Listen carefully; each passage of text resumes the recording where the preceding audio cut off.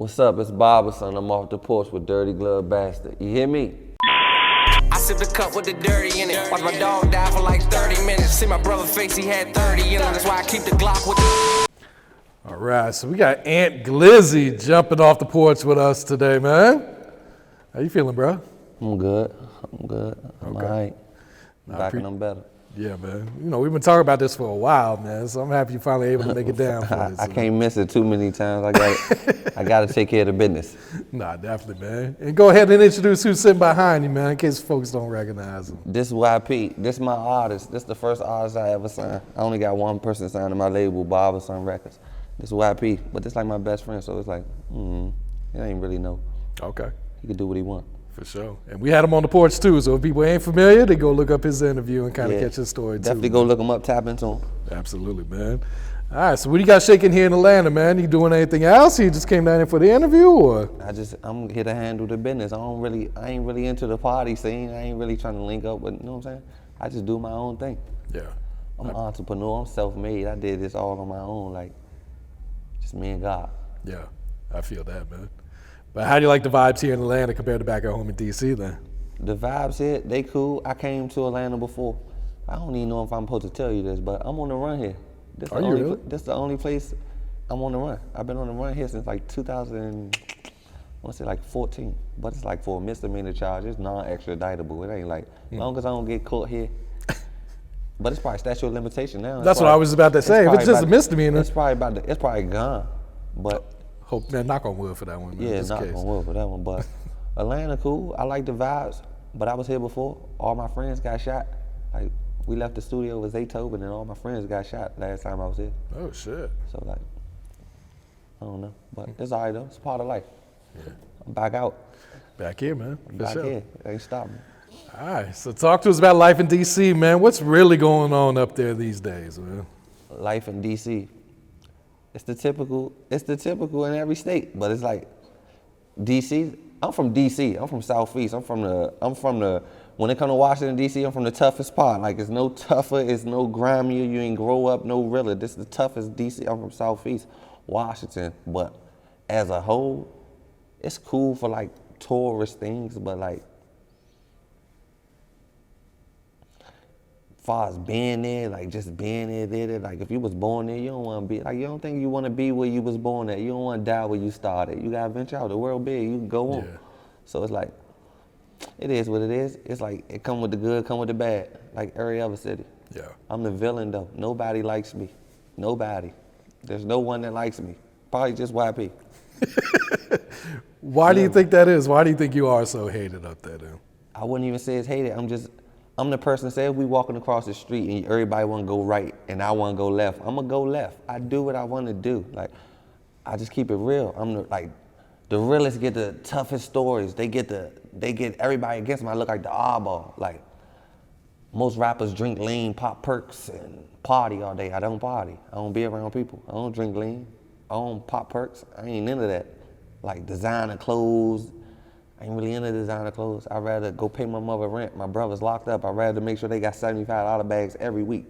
I get my glory out of helping others. That's how I don't even know how to explain it. It's weird. Like, I believe in God. People don't even know I believe in God. Like, I highly believe in God, like, on a whole nother level. Like, not on go to church every Sunday, but that's the only person I talk to. That's the only person hear me. That's the only person I told everything about me. He ain't never said nothing. Nobody know. I have conversations with him every day. But it's life, man. Yeah. And speak about your relationship with your mother, man. My mother, me and my mother relationship, my mother bipolar and schizophrenic. Like, on a scale from 1 through 10, her bipolar a 10, her schizophrenic a 10. So like, if she don't take her medicine, she erratically, she might be outside taking off her clothes. She might not even know who I am. She just out of this world. Like, I don't really know what it is. I'm not a scientist, but I still love my mother. My mother still did the best she could do she didn't have to do nothing. My mother made me. I'm who I am today. That's enough. I could take care of her. I might have been her blessing. She might ain't have it, but she had me. So me and my mother, we like best friends. It ain't no mother-son relationship. Like, I never really got in trouble, or I was always like, my mother off a little bit, so I gotta take care of myself. Like the days she ain't taking her medicine, like she might go months without taking her medicine, I gotta be the man of the house. My brothers be locked up in and out of jail, so it's like I gotta be the man of the house. That's why I got I got a younger brother and an older brother. They've been locked up. They've been in and out of jail for years. So my mother don't really see them, so she's stressed about them. And she don't take her medicine. And she just relapse and just acting erratically, try to get her in and out of the hospital, that don't work. But I never give up on her. I can't. It's my mother. It's like, I'm with her. If she acting crazy, if she the one person in this world acting crazy, everybody acting reckless, I act crazy with her to blend in before I feel some type of way about it. Like, I'm with her. This is who I'm with. Good, bad, ugly, whichever way it go. So I really can't throw it all away. Like, I'm all my mother really got.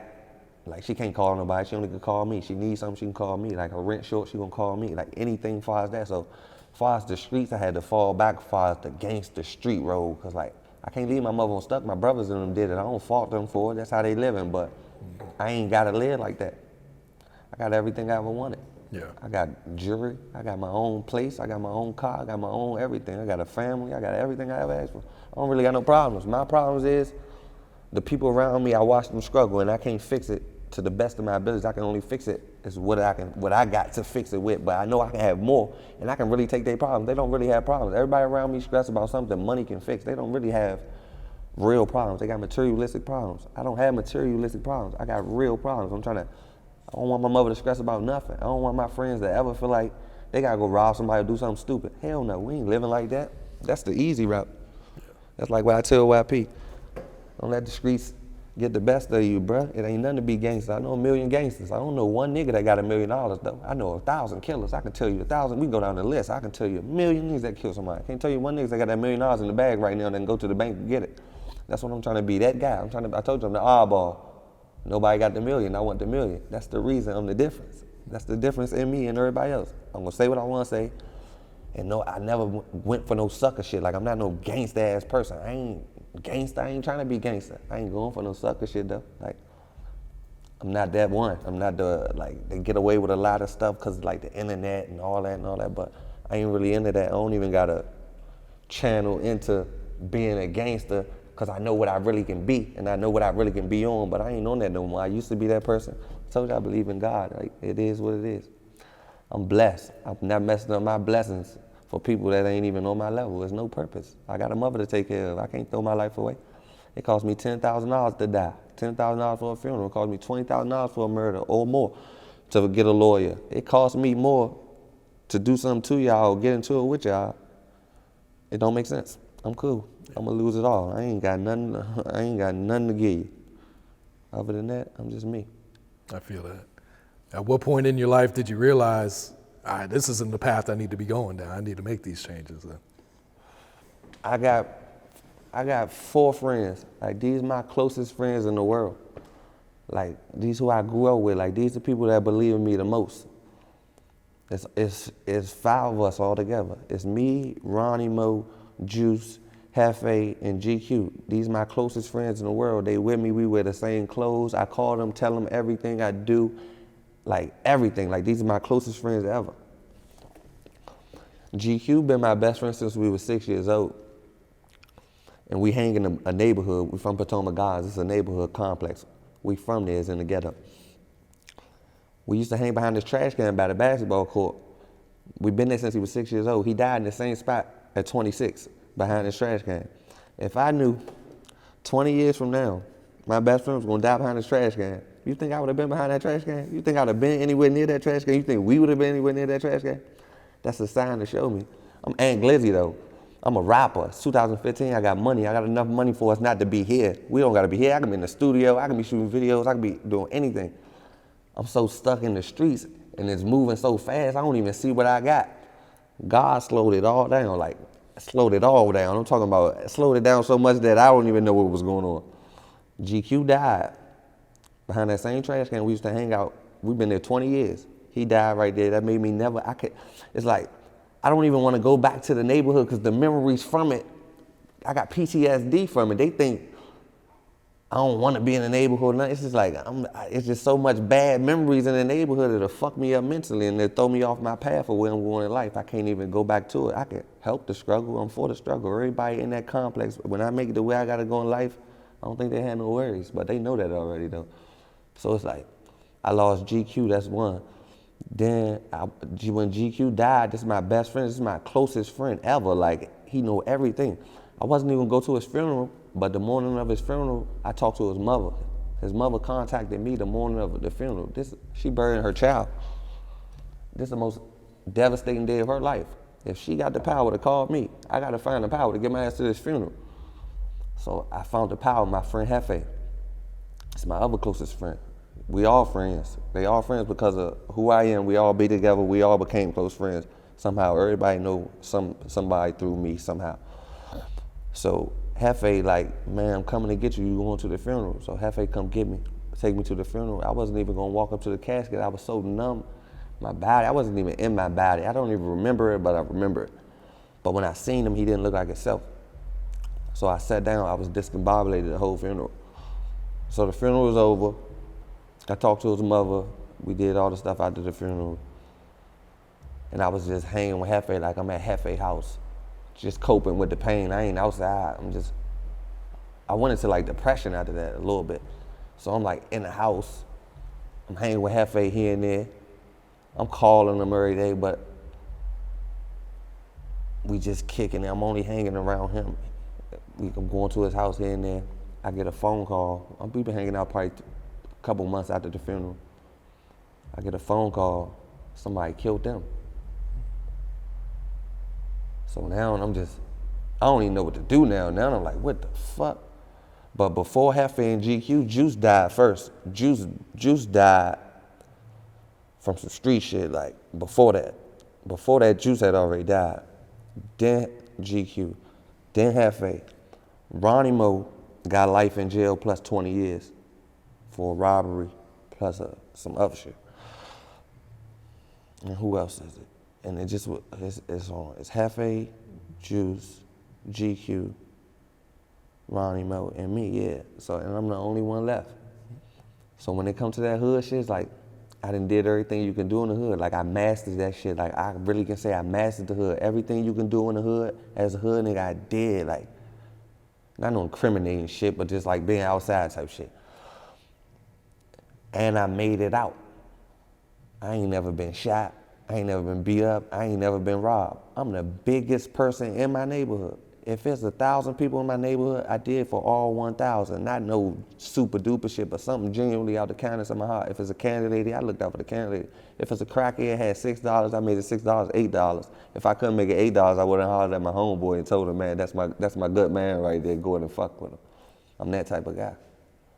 So it's like, I don't really care about the hood shit. And then when I got two brothers, I ain't gonna say too much, but like when it come to like, they gangster 1 through 100, they gangster on 100.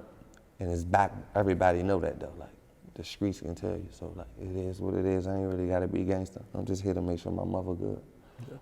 Once my mother live all her life, her years and she comfortable, then I can probably have a blast with life. But right now I gotta get to it. I gotta get YP out together. I hate when he in the ghetto. I be calling his phone at 10 o'clock like, bro, where you at? He probably hate me. He don't even probably answer sometimes. Where you at, bro? Outside, why? I'm about to go in the house, bro. All right. Sam, about to call me when you get in there too. Like, I ain't real I gonna call 2 hours later, like, yeah, don't spend me. So how long have you been knowing YP? And how'd you guys first link up? All right, so my friends died, and my mother lived in Searching Quarters. He from Searching Quarters. I don't know YP at all. My mother be outside in the neighborhood. She like the neighborhood mom. She be in the neighborhood. She ain't no in-the-house person. Everybody know her. She, the whole city know her. Let me get a lighter. So my mother was like, I want you to meet, this boy is my other son. She just kept saying that. So long story short, like I can't say too much, but like YP ended up at my door. So he ended up at my door. And he just never left ever since. Like, we was doing business. We just was doing business. I never knew he rapped or nothing. But my mother told me about him for 6 months straight. Like, my other son outside, such and such, such and such. I already knew who he was. I knew everything. So when he knocked on the door, he probably ain't know I knew who he was. I talked to my mother every day. I gave him the all-out treatment. My mother put the stamp on him before he knocked on the door. I knew who he was. So it was like, treat him with open arms. I've been so genuine. He been with me every day. You see he with me now. He ain't left. It's 2018, it's 2021. Yeah.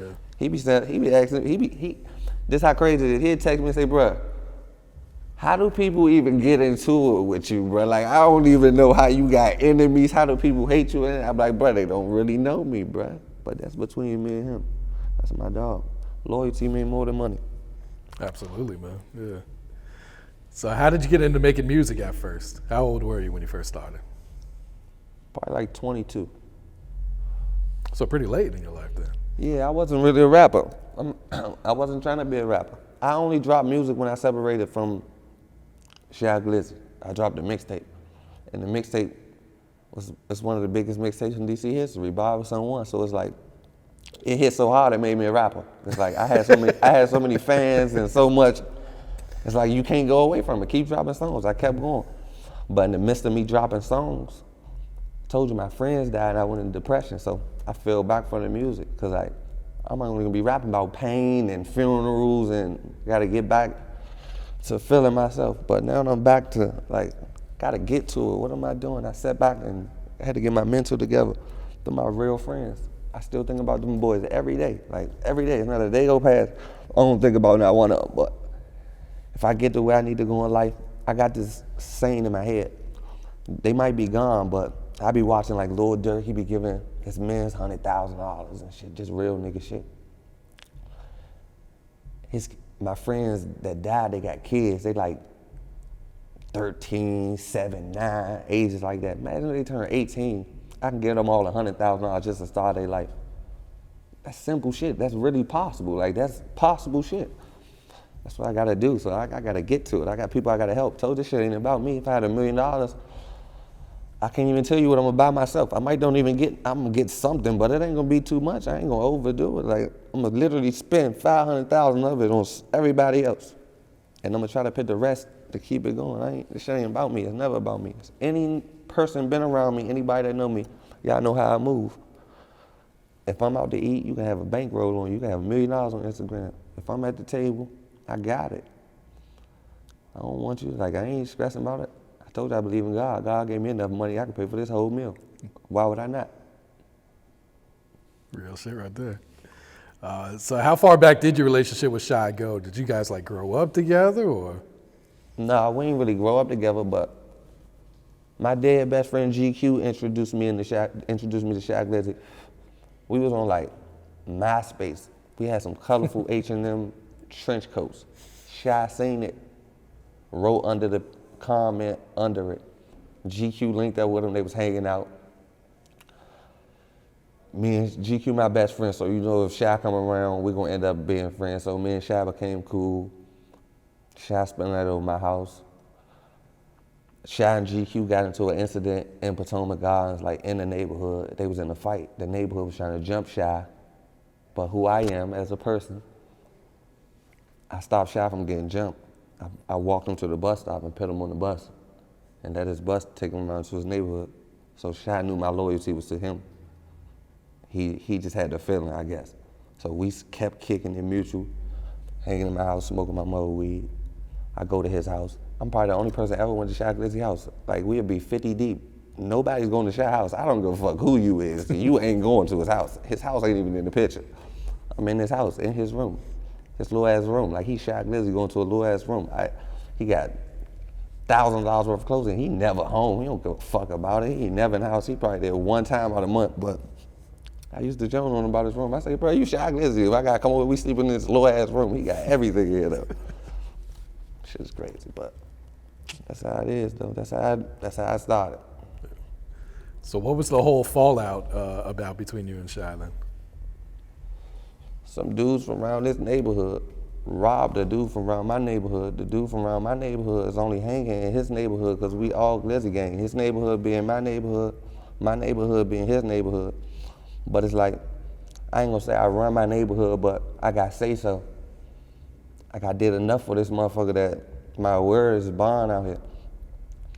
So if a motherfucker see you with Ant one time, you set in it for life. Like it don't matter what it is, as long as you live by the guidelines of the streets.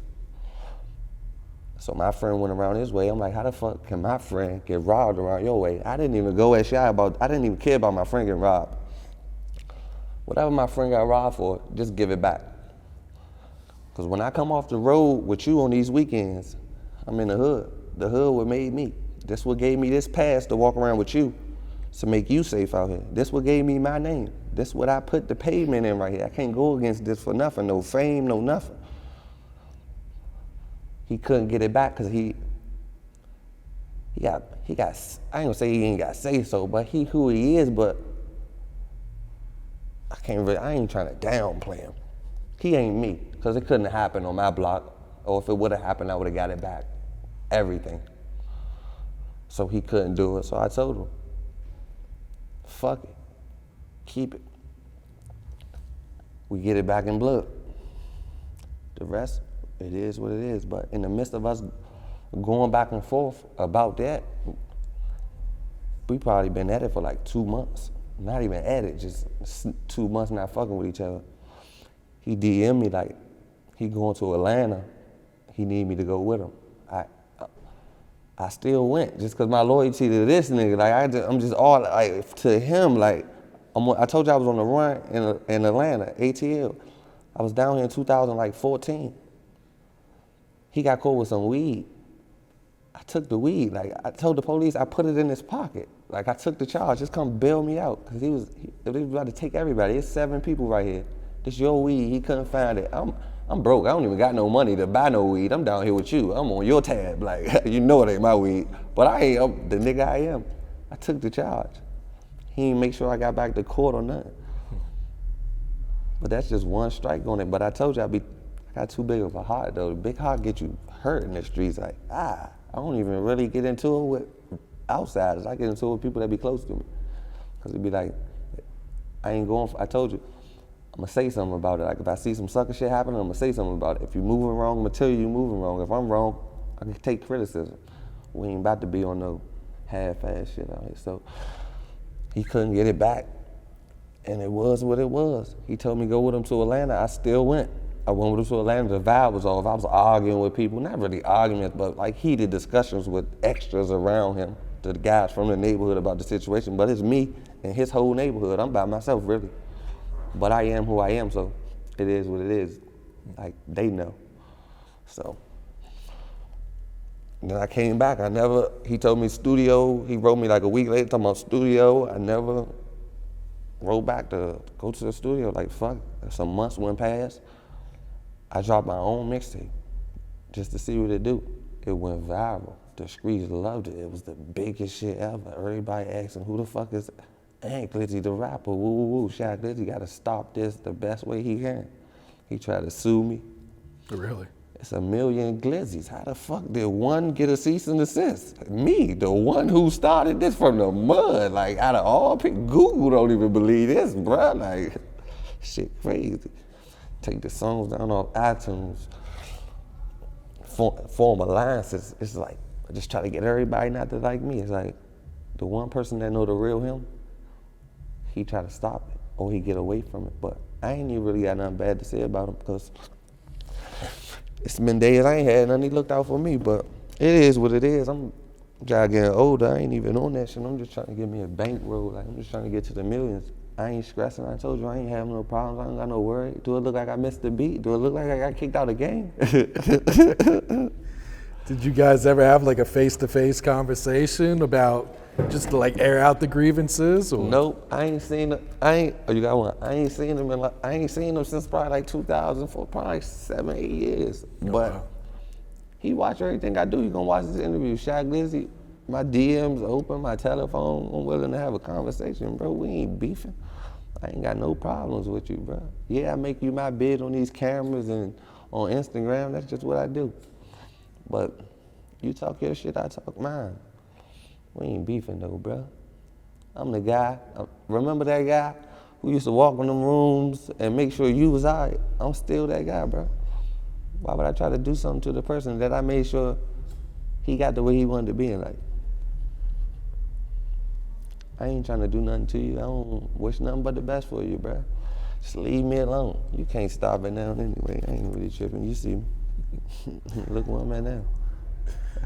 All right, so going back to Barber's Son, man, did you expect this thing to take off? Were you going into recording this like, I got a chip on my shoulder, I got something to prove? I didn't even know how to make a song. I didn't know what a song was. I didn't know what a hook was. I didn't know what bars was. I just knew it was I just know Pro Tools. Some said Pro Tools. It was green and purple, and you just rap to the purple, and they attach it to the green, and he make it a whole. Man, I ain't know nothing. But I had coaches. I had like. The neighborhood was with me. I had the whole neighborhood with me. I'm moving with the whole neighborhood. They all got input. We all rappers. They all giving me input to this and that, and we making greatness. But I'm about to get back to I'm back to the music now. Like, I feel better about myself. I'm out that dark space I was in. So, just about to get back to the music. Sorry for the wait, but I'm gonna show you I was really up now. Yeah.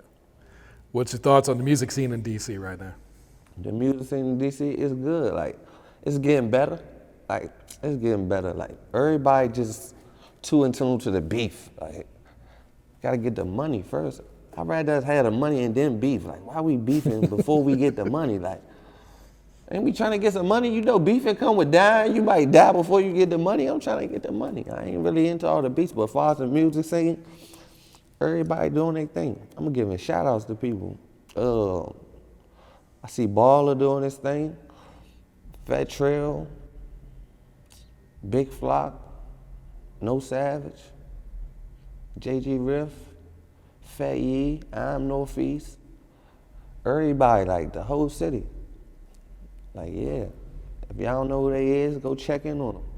We on the way. They don't really put DC on the map, but all it takes is one of us to get through the door and we kick it down. We can handle whatever come with it.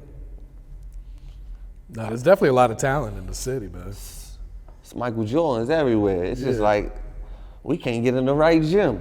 It's like, we hooping, it's like they just letting us hoop with the hoopers, like whoever hoop. We trying to hoop with the experienced people. We trying to show we can ball too. We can play. For sure, man. All right, so let's talk about the song On Demand, where you're taking shots at Sosa, man. Where did this whole thing come about? I know you probably saw the clip from his interview, man. Yeah, I seen him on the porch. He was right here in the same seat. Yep. I wish you would tell me how to pull it up and sit on the porch with him. It's probably the only place I can find him. But, nah, I'm being funny. But nah, I don't even know Sosa for real. It's like, I am clout on the internet. They deleted my pages, my Instagrams. I probably lost like 200-something thousand followers, but my new Instagram, Barber's Son Live. But nah, Sosa just come to my Instagram trolling and it went bad. Like, he can't really troll me. He tried to troll me and say something, but it's like, the internet told me his life story. I don't want to even say too much because we're in front of the cameras. It's gonna be a big platform. But like, things happen to him that he don't even have time to be on the internet. That's all I was really trying to put in his face. Like, when you sign up to be a gangster, you gotta be gangster at all times. It ain't no days you clock out. It ain't no days no sick days. It ain't no none of that. You got toothache. You still gotta be gangster at all times. So when you woke up and you signed that permission slip and said, I'm gonna be a street nigga, the day people around you die because of something you had to do with, you gotta be a street nigga. There's no time for the internet. Log off. I'm an internet nigga. I be on the internet.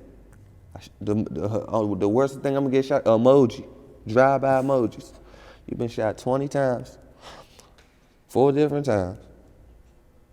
You moved out your motherfucking state. Your neighborhood distant. And you on the internet trying to troll me? I really be saying prayers for Sosa though. It's like the fentanyl perks might be fucking this mental up. It's like, it gotta be the drugs though. But I ain't got nothing bad against Sosa. I just hope Sosa, like, go slide. Like, when you gonna slide? Like, no bullshit. I made like $10,000 off Sosa and hoodies. I thank you. What you mean? I picked When You Gonna Slide. I made a song about Sosa, When You Gonna Slide. I made a TikTok challenge and we put some hoodies together. I made $10,000 selling hoodies off Sosa's name. I was gonna give him some, I was gonna give him 10%. But anybody gonna give my money to the perk, man. Hell nah. Spend my little $1,000 on fentanyl. He all right though. So what's your thoughts on like the rap game, the music industry, everything that be going on these days? I'm different, bro. I ain't really in tune to no rappers. I'm in tune to like the poppin' ones, the ones everybody know, the Lil Durks, the NBA Young Boys, the Kodaks, like the poppin' people, but I really be in tune to myself. I'm in tune to like DMV rap. I'm in tune to like DMV artists. Like I might wake up in the morning, I might gotta play some Baby 50 or something. I gotta play something from the city just to start the day. Slime Goon, like DC real life got good artists, and I don't know what's going on. I just hope after this interview, anybody see this, you just take your time out to click on any one of these guys, anybody. Go click on YP page. Lilbro YP, he be there. We gotta listen to me. My plan is to get him out together. We gotta get him out together. Yeah, I'm fucking with that Catcher, man, that you guys just dropped. That shit hard. I don't know how me and YP make these songs. I just get them in the studio, we just make that shit from scratch, just let it go. It is what it is. Have you guys talked about doing like a collab project then?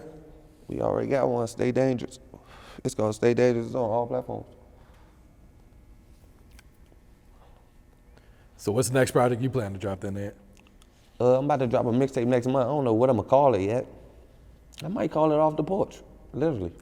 I might drop a mixtape next month called Off the Porch, because I feel like I'm back off the porch, like I'm back outside. Now I'm like back in the streets. Let's see what's got going on. Because they say I don't be outside. I don't be outside because it ain't nothing outside. I made $300,000 in 2021 from this conference of my mom's couch. I'm talking about cash. You talking about outside? I used to ask for dollars. Now they ask me for dollars. I'm the dollar man. So what's his new music sounding like? Like what type of vibes are you on right now? I'm trying to get away from more so the sad vibes and get like to the, the turned up. Now I gotta talk about my accomplishments. Like I gotta pop my shit a little bit more. I gotta come on my shit. I gotta let the people know what's really going on. Like, I be stuck in my ways. I gotta get out my ways. I be back in the loop. It's all right. Just give me like 30 days. In the next 30 days, I should have so much going. They'll know who I am. If you don't know, Barber Son Live on Instagram. All you gotta do is come catch me. My life a movie. I literally live a movie. This is a saying I say. On Sundays, my grandmother used to wake us up to go to church. It was like, she had like 70 people in her church. My aunt probably had like 100 people in her church. My other aunt probably had 200. I can wake up on a Sunday morning, cut my phone on, get 1,000 people to watch me. I'm bigger than the pastor. I really am. Church.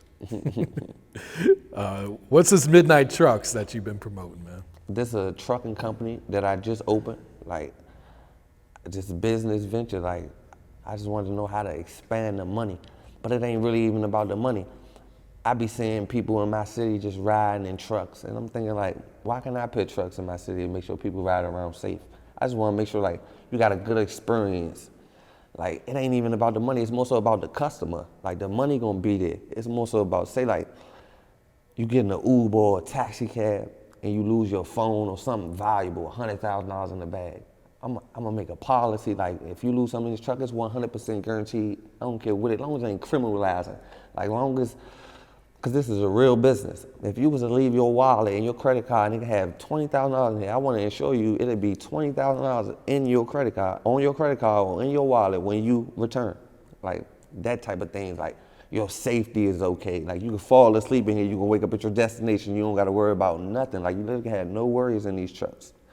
That's what type of service I'm trying to get. But I got 2 trucks. I'm trying to get 1 more to make it 3. But it's like, these trucks high as hell. I ain't know these trucks were this high, I told you. I ain't rich, but I ain't broke. It's like, but I'm just trying to help the city. Midnight Trucks, we open November 1st, but just come support me. I'm gonna support y'all, make sure y'all have a safe ride. Y'all have any problems, and y'all need to go above management, y'all come talk to corporate. Y'all not to find me on the internet, y'all not to find me, y'all can delay y'all problems directly to me. I will call the driver personally on 3-way and tell him what y'all want me to tell him, what y'all want me to tell him.